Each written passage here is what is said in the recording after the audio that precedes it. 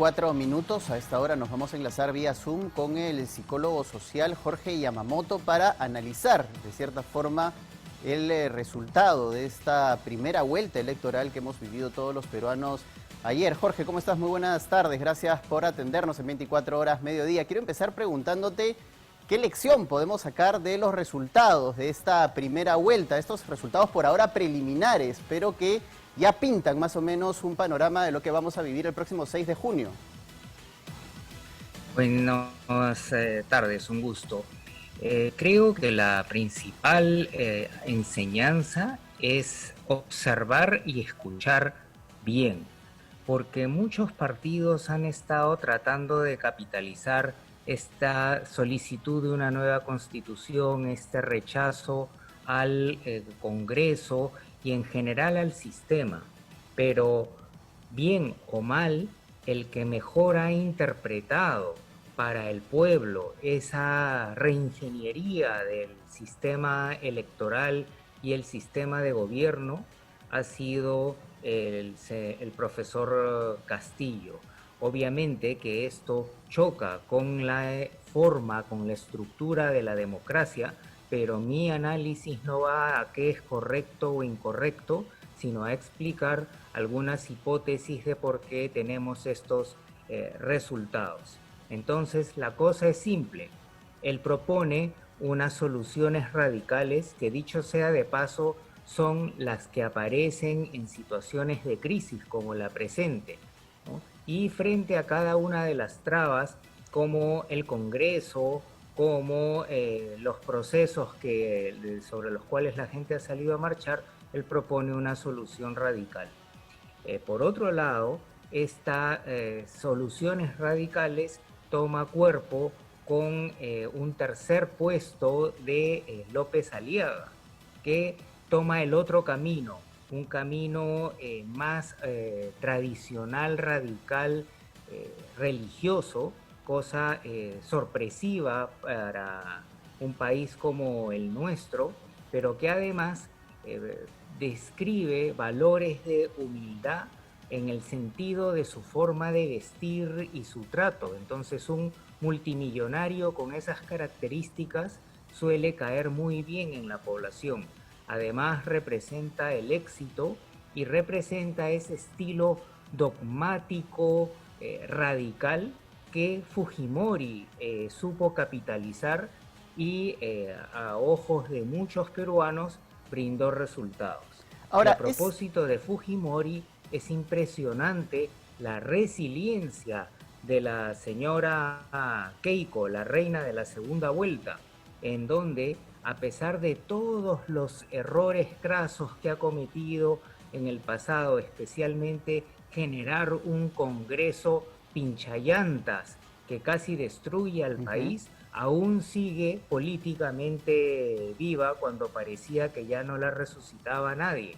Claro, entonces, y precisamente por ese lado iba mi siguiente pregunta, Jorge. ¿Cómo explicar que Keiko Fujimori sea la virtual segunda de esta primera vuelta cuando ha sido una candidata que, cuando ha tenido una mayoría parlamentaria, no tuvo una situación en la que puso en vilo a nuestro país por varios meses y que precisamente nos ha llevado a vivir parte de lo que hemos vivido en los últimos 5 años? Parece que finalmente en la elección popular se le perdona de cierta forma, desde un cierto sector, estos 5 años en los que hubo un muy mal manejo de ese poder que acumuló en el Congreso de la República. Exactamente, yo creo que hay dos tipos de voto por Keiko. Uno no tan mayoritario, pero militante, ¿no? Que aún recuerda las obras que son percibidas como las mejores de parte de su padre y que siguen apoyándola, y si sale el nieto probablemente también tenga algún éxito. Dentro de este grupo también se subdividen aquellos que sintonizan con esa cuestión de mano dura, ¿no? De dar una solución radical. Nunca definió qué es mano dura con detalle, pero eso es lo que hizo Alberto Fujimori y dio resultado en el público electoral, a pesar de que hubo transgresión de los derechos humanos y asesinatos y temas que ya están judicialmente desarrollados. Así es, Pero además... volvamos, Jorge, al tema de Pedro Castillo, porque yo creo que es sintomático que Pedro Castillo haya avanzado en estos últimos meses de manera silenciosa y sin que los analistas que básicamente se centraban en la prensa limeña, capitalina, no hayan podido detectar y haya terminado siendo una sorpresa en esta segunda vuelta. Yo creo que ningún analista político puede decir en este momento, yo lo vi venir. Al contrario, en las últimas semanas recién se empezó a perfilar prácticamente luego de el debate presidencial en el que participó y en el que fue creciendo prácticamente 1% de manera diaria hasta alcanzar este 16% que finalmente lo ha colocado a la cabeza de esta primera vuelta. ¿Qué ha pasado ahí? No hemos sabido mirar al interior del país, a las regiones, como por ejemplo Andahuaylas, Ayacucho, en donde el profesor Castillo ha tenido cerca del 50% del voto. Regiones que además son las regiones más pobres de nuestro país y en donde han encontrado en Pedro Castillo una alternativa. Así es, y es un candidato que le ha ganado al candidato favorito de las últimas elecciones y era el señor Blanco Viciado. Entonces, ahí ha habido algo importante y coincide con el proceso mental que lo llevó a Fujimori a ser presidente. Estaba en el rubro otros, pero con una estrategia no tan mediática y de puerta en puerta y apelando al agro y a los sectores rurales, fue ganando a un cierto avance. Eso le permitió tener mayor cabida en las zonas urbanas y tuvo un mensaje de pensamiento muy concreto, que es algo que está generalizado en nuestra población, mientras que la mayoría de candidatos dicen cosas muy abstractas. Incluso, como la analista Karime Páez ha señalado, el lápiz era algo ultra concreto, fácil de recordar. Eso ha sido una genialidad de propaganda política y su mensaje sintonizaba muy bien con el discurso de estar relegados, de estar cansados del Congreso. Entonces, marca todas los checks de una campaña muy bien dirigida al electorado mayoritario. Y lo interesante es que no lo ha hecho con asesoría de grandes empresas de investigación y asesores internacionales, sino que por su ascendencia y siendo profesor, estando en un nivel de estatus elevado para el público que elige, naturalmente ha sabido desarrollar su discurso. Además es interesante porque Pedro Castillo no es un advenedizo en la política, muy por el contrario de lo que muchos puedan pensar. Es una persona que ha pertenecido a partidos políticos, ha pertenecido por varios años a Perú Posible, el partido del expresidente Alejandro Toledo, y dejó de ser representante en su región cuando Perú Posible finalmente pierde su inscripción en el 2016. Ahora, otro tema es que él ha aprobado candidaturas también con Perú Posible y finalmente ha tenido una vida sindical bastante importante, sobre todo en su profesión como maestro. Así es, y ha tenido también vinculaciones que han sido cuestionadas en determinado momento, que generan una alerta, pero que en términos de llegada popular se encontró de nuevo como Fujimori con la combi vacía y supo su naturalidad, su discurso, supo sintonizar en el alineamiento de las estrellas, digámoslo de alguna manera, y ha tenido este resultado histórico. Y eso es sumamente interesante porque Pedro Castillo, como hemos mencionado hace un instante, ha pertenecido a Perú Posible, que podría decirse que está prácticamente en las antípodas de Perú Libre, ideológicamente hablando, ¿no? Era un partido mucho más liberal y Perú Libre es un partido mucho más radical y de una izquierda mucho más recalcitrante, si lo queremos encasillar, digamos, en algún sentido. De manera que el candidato Castillo en este momento ha sabido también jugar muy bien sus cartas sobre a quién unirse para participar de esta elección presidencial. Efectivamente, y en general pareciera que los políticos peruanos no están basados en una ideología, porque como Castillo van cambiando de partido político y de línea ideológica como cambian de camisa. Más bien existe un pragmatismo político, ¿no? De quién los invita, cuáles son las expectativas de la población en determinado momento, hasta que se unen las cosas y termina teniendo éxito electoral. Pero lo importante no es tanto eso, porque recordemos que tenemos una historia de muchos presidentes que duran poco. Entonces es la sostenibilidad de ese encuentro electoral. Ese es el problema del pragmatismo, que es como cuando un vendedor se acomoda y vende muy bien el producto, pero después el servicio técnico llega a casa y dice no, esto no se puede instalar o no va a ser lo que le han ofrecido, y ahí uno termina tirando la lavadora o el tocadisco por la ventana. Claro, y en esta situación, este producto, poniéndolo en términos comerciales, es mucho más abstracto, ¿no? Porque se trata de propuestas políticas, es decir, resolverle los problemas a las personas en medio de un contexto de crisis, en medio de una situación económica angustiante. Y claro, ahí es que van a venir los problemas. ¿Cómo es que Pedro Castillo va a poder conjugar, ¿no?, los intereses del partido que lo ha llevado en esta oportunidad a la candidatura presidencial que ostenta en este momento, ¿no?, y a lo que verdaderamente va a poder hacer si es que llega finalmente en algún momento a ser gobierno? Y cómo además se va a enfrentar y cómo va a jugar sus cartas frente a los posibles rivales que pueda tener en la segunda vuelta. Efectivamente. Ahora, un tema que hay que notar es el entusiasmo que está generando en sus electores, tema que no se veía desde hace mucho tiempo, y eso puede cambiar las cartas de juego. ¿Por qué? Si ocurre que él plantea algo que no es constitucional, ¿no?, y las entidades del caso frenan ese intento, puede haber una reacción popular, y ahí ya estamos entrando en terreno social muy peligroso.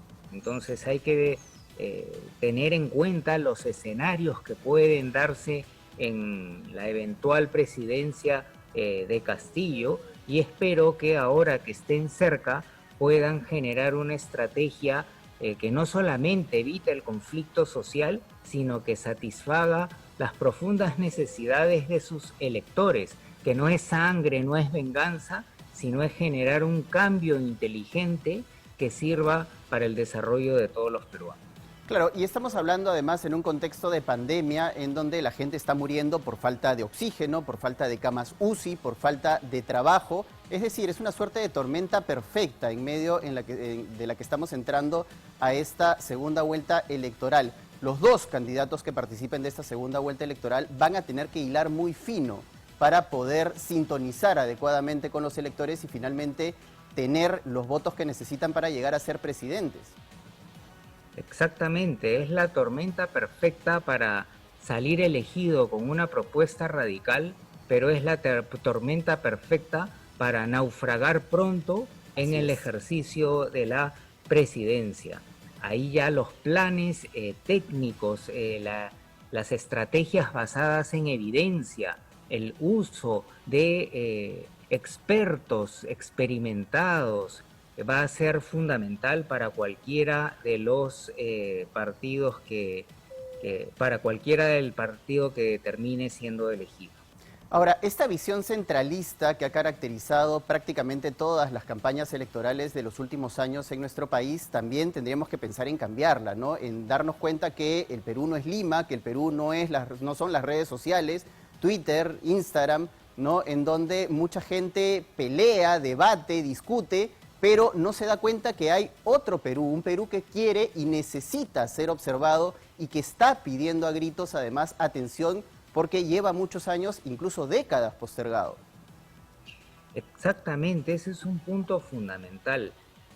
Ya nos hemos olvidado de Sendero Luminoso, y esa fue la expresión más costosa y terrible de olvidarnos de los sectores rurales y los sectores deprimidos. Y en diversas ocasiones hemos dado alertas de que el caldo de cultivo permanecía vivo y el problema está en que solo necesitaba un liderazgo para concretarlo. Claro, el tema es que aquí no está apareciendo a manera de lucha violenta, pero sí está poniendo ejemplo de cómo ese olvido de que has muy bien señalado genera una serie de oportunidades políticas que esperemos que sea para bien de toda la sociedad.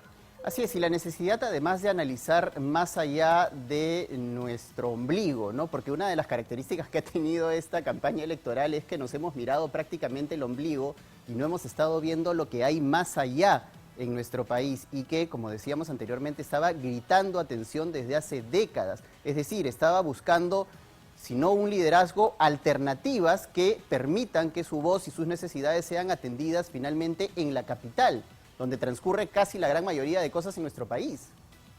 Exactamente, y hay candidatos que se han autoproclamados del Perú profundo, representantes del pueblo, pero no eran estos representantes genuinos. Y Castillo, de manera natural, nos lo ha demostrado. Las entrevistas que le hacen hoy se cortan porque la señal es muy pobre. Él aparece con su mamá, cosa que es profundamente andino y ninguno de los candidatos ha sabido capitalizar. Aparece en su comunidad y se va caminando por 1 hora y media, después ya tomó su caballo, pero es la historia de muchísimos peruanos. Ha sabido manejar las señales de prestigio, justamente como manejar caballo y como ser docente. A pesar de ser económicamente pobre, habla bien y de manera inteligente, no como otro candidato que hablaba hasta las patas y creía que los peruanos hablamos así. No, los peruanos hablamos más bien como Castillo, con inteligencia, articulación, pero con un conocimiento de esa realidad. Esa es una gran lección que nos está dando efectivamente, Paco, los resultados de Castillo, que a un grupo de peruanos los está haciendo entusiasmar y creer y reventar fuegos artificiales, y a otros peruanos no los ha dejado dormir. Claro, ahora hablemos también del Congreso de la República, ¿no? Que es el otro elemento dentro de la gobernabilidad de nuestro país. Ahora ya se ha elegido un nuevo Congreso que está profundamente fragmentado. Según las proyecciones va a tener 11 bancadas, una de las mayoritarias va a ser definitivamente la de Perú Libre, y es ahí en el Congreso de la República donde también va a tener que hilar fino para crear alianzas, para crear estrategias y para poder llevar a cabo planes de llegar a la presidencia de la República, pero no solo él. El que salga elegido presidente va a tener que hilar muy fino con el Congreso de la República para no tener un panorama obstruccionista o que no le permita avanzar en los planes y proyectos que pueda tener como presidente de la República. Exactamente, asumiendo que no va a cerrar el Congreso como como ha amenazado, ese va a ser un elemento central, y que lo haga en un equilibrio entre no negociar salvajemente y en esa negociación vender su línea política junto con su alma al diablo, pero tampoco ser tan rígido que no le permita tener un apoyo de las demás bancadas y que lo fuerce a cumplir su promesa de cerrar el Congreso. Claro, y aquí lo clave va a ser conversar y dialogar, cosa que es bastante complicado en la política peruana, ¿no? Algo que se ha intentado además muchísimas veces, pero que una extraña concepción en la que hablar es pactar, ¿no? Finalmente no se llegan a acuerdos porque se tiene la idea o el pensamiento o la sensación en todo caso de que si hablas con tu oponente político, de alguna manera estás cediendo y estás siendo débil, y eso es una concepción errónea, ¿verdad? También. Así es, y también hay un problema detrás de ese, que es un problema importantísimo, y es que cuando uno tiene un equipo grande que requiere tomar decisiones complejas con consecuencias importantes, necesitamos por lo menos 3 cosas: cierta capacidad analítica, ¿no? Cierto conocimiento especializado sobre el tema, y cierta claridad mental para tomar decisiones oportunas, evaluando los costos y las ganancias a futuro. Y por lo visto en las últimas elecciones, los congresistas elegidos no tienen ninguna de las tres, algunos tienen una y por ahí alguna excepción 2 o 3. Entonces técnicamente estamos fritos si es que sale el mismo perfil de congresistas. Claro, y ahora esto es importante porque además tenemos que empezar a cultivar en todo caso la concepción del bien común, ¿no? Tú en tu libro mencionabas que esto es prácticamente algo extinto en nuestra realidad social porque prácticamente no existe, ¿no? Somos una suerte de individualidades que viven en el mismo territorio y nos hemos olvidado del bien común y la necesidad de avanzar hacia objetivos comunes como país y como nación. En un estudio reciente hemos encontrado que esto se ha radicalizado en la pandemia. Si podríamos resumir los valores emergentes post pandemia, es salir adelante a la buena o a la mala. Entonces, esta situación requiere una estrategia central que es un plan nacional de valores que va a tender la base para construir el edificio, y mientras vamos educando a la siguiente generación, se requiere de una estructura de cumplimiento de normas muy estricta, con una reestructuración policial y judicial, porque de lo contrario esto sigue dando señales de ingobernabilidad y que lo que pensábamos que era el fondo hace unos meses, para nada es el fondo. Ahora, es interesante porque yo escuchaba a Pedro Castillo en una de las declaraciones que ha dado en las últimas 24 horas y precisamente él hablaba de la necesidad de afianzar la educación. Él es maestro, él ha vivido en carne propia las falencias y las necesidades que tiene el magisterio y era interesante escucharlo hablar de la necesidad de refundar la educación en nuestro país y hablaba precisamente de lo que tú has mencionado en la respuesta previa, los valores y la necesidad de crear identidad desde la educación en nuestro país. Sí, diversos candidatos han estado hablando en diversos momentos de la importancia y la necesidad de los valores. Probablemente Castillo haya sido uno de los que ha hablado de manera más clara, como lo has resumido perfectamente hace unos minutos.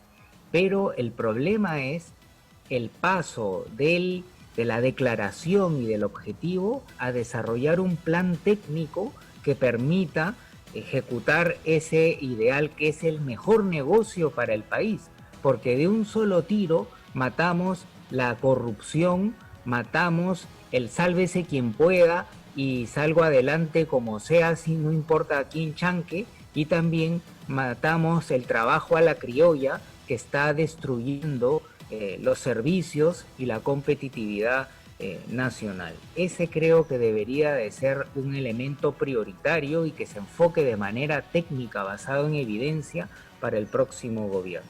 Además, esto implica un proceso a largo plazo, ¿no? Que es algo que hemos conversado en anteriores oportunidades. El hecho de que construir valores y construir una nueva estructura social implica un proyecto a largo plazo, no es algo cortoplacista, no es algo que uno pueda chasquear los dedos y hacer que las cosas cambien de la noche a la mañana. Y eso implica consensos, además, que es algo de lo que ya hemos hablado anteriormente en esta entrevista.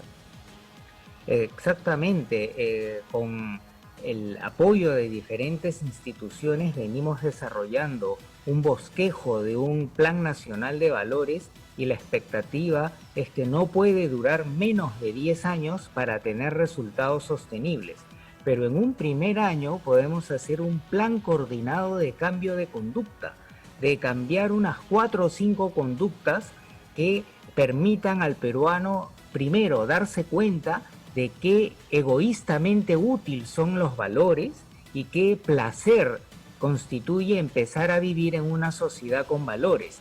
Y después, en una segunda fase, viene la campaña "El mejor regalo para nuestros hijos son los valores", pero cómo debemos educarlos a través del ejemplo. Y así, año tras año ir introduciendo elementos para ir consolidando una nueva generación con valores, pero mientras tanto haremos un gran esfuerzo de no hacer cochinadas por el bien de nuestros hijos. Y hablando del resto de candidatos, los que están peleando por pasar a esta segunda vuelta con Pedro Castillo, Keiko Fujimori, Hernando de Soto y Rafael López Aliaga comparten un perfil muy parecido.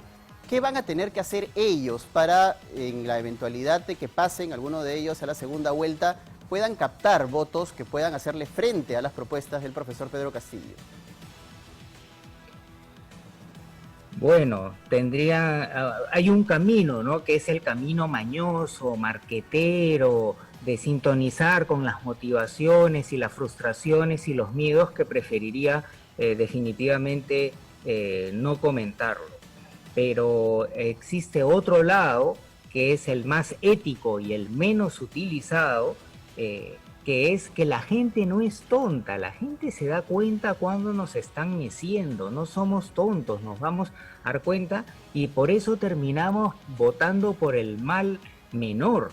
Está también la oportunidad de alguien que sincere las cosas, en vez de decir alimentación para todos los peruanos, que diga, estamos fritos, pues va a tardar 10 años en dar alimentación a todos los peruanos, pero este va a ser mi pasito concreto, y que además tenga un plan técnico basado en evidencia y que además lo sepa comunicar en sencillo. Entonces ahí tenemos el problema también de las elecciones y de por qué es un caos la cola para la votación y con moneda prácticamente hay que elegir candidato, porque primero no comunican bien, segundo, cuando comunican bien el proyecto está en el aire, no tiene bases sólidas, y en tercer lugar está basado en el floro, no en la evidencia. Entonces, si hay un candidato que basado en evidencia, basado en ciencia, propone pocos planes centrales de manera realista y bien comunicado, yo creo que se la llevaría, sea cual fuese su asociación ideológica.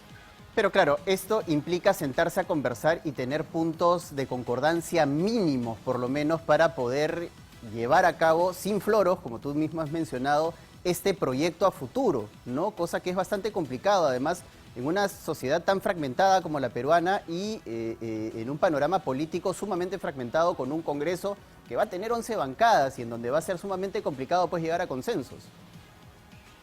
Claro que sí. En eso tiene mucho mérito Castillo porque supo leer la realidad, o bueno, la otra opción es que se encontró la combi vacía.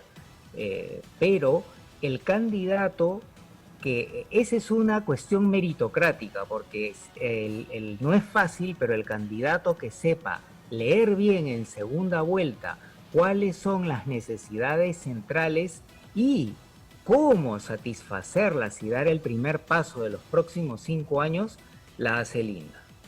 Muchas gracias, Jorge, por este análisis. En verdad ha sido una conversación muy interesante y bueno, de cara a lo que va a ser esta segunda vuelta electoral, en donde no solo los candidatos van a tener que pensar bien sus estrategias, sino nosotros también pensar perfectamente bien cuáles van a ser las propuestas y qué es lo que queremos para nuestro país de cara al próximo lustro, ¿no? Que es además el año del Bicentenario y de las próximas décadas, porque yo creo que esto, como mencionábamos, no es una tarea de corto plazo, es una tarea de larguísimo plazo. Muchas gracias. Gracias a ti, Paco, un placer intelectual conversar contigo. Muchas gracias, ha sido Jorge Yamamoto, psicólogo social, en donde hemos analizado las propuestas de los candidatos y los perfiles también de cara a esta segunda vuelta electoral. Hacemos una pausa en 24 horas.